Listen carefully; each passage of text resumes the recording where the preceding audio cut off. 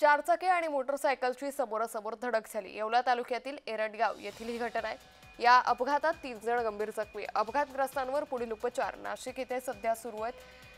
त्यामुळे येवला तालुक्यातील एरंडगाव इथे हा अपघात झाला आणि यामध्ये 3 जण गंभीर जखमी झालेले आहेत। सध्या या जखमींवरती नाशिक शहरामध्ये उपचार सुरू असल्याची माहिती सध्या समोर येते। चारचाकी आणि मोटरसायकलची समोरासमोर धडक झाली।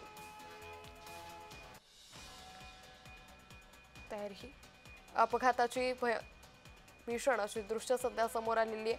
मोटरसायकल आणि चारचाकीची ही समोरासमोर धडक झाली आणि यामध्ये 3 जण गंभीर जखमी झाल्याची माहिती सध्या समोर आलेली आहे। या जखमींवरती सध्या नाशिकमधील रुग्णालयात उपचार देखील सुरू आहे। या संदर्भात अधिक माहिती घेऊया आमचे प्रतिनिधी नरेंद्र बटाव यांच्याकडून। नरेंद्र, येवल्यातील एरंडगाव इथं हा अपघात झालाय, काय अधिक माहिती?